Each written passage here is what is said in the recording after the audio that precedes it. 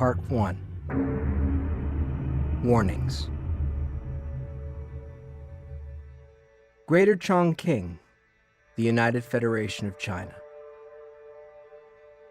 At its pre-war height, this region boasted a population of over 35 million people.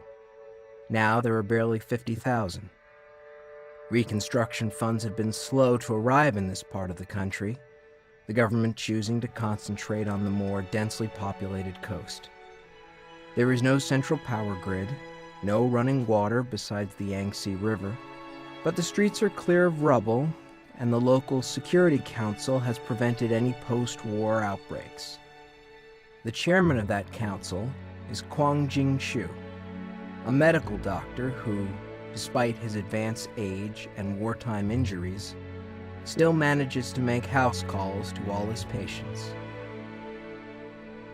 The first outbreak I saw was in a remote village that officially had no name. The residents called it New Dachang, but this was more out of nostalgia than anything else. Their former home, Old Dachang, had stood since the period of the Three Kingdoms, with farms and houses, and even trees said to be centuries old. When the Three Gorges Dam was completed and reservoir waters began to rise, much of Dachang had been disassembled, brick by brick, then rebuilt on higher ground. This new Dachang, however, was not a town, but a National Historic Museum. It must have been a heartbreaking irony for those poor peasants to see their town saved, but then only being able to visit it as a tourist. Maybe that is why some of them chose to name their newly constructed hamlet New Dachang, to preserve some connection to their heritage, even if it was only in name. I personally didn't know that this other New Dachang existed, so you can imagine how confused I was when the call came in. The hospital was quiet. It had been a slow night, even for the increasing number of drunk driving accidents. Motorcycles were becoming very popular. We used to say that your Harley-Davidsons killed more young Chinese than all the GIs in the Korean War. That's why I was so grateful for a quiet shift. I was tired. My back and feet ached. I was on my way out to smoke a cigarette and watch the dawn when I heard my name being paged.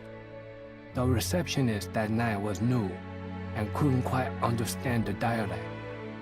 There had been an accident or an illness. It was an emergency. That part was obvious. And could we please send help at once? What could I say? The younger doctors, the kids who think medicine is just a way to pad their bank account, they certainly weren't going to go help some known me just for the sake of helping. I guess I'm still an old revolutionary at heart. Our duty is to hold ourselves responsible to the people. Those words still mean something to me, and I try to remember that as my deer bounced and banged over dirt roads the government had promised but never quite gotten around to paving. I had a devil of a time finding the place. Officially, it didn't exist and therefore wasn't on any map. I became lost several times and had to ask direction from locals who kept thinking I meant the museum town. I was in an impatient mood by the time I reached the small collection of hilltop homes. I remember thinking, this had better be damn serious. Once I saw their faces, I regretted my wish.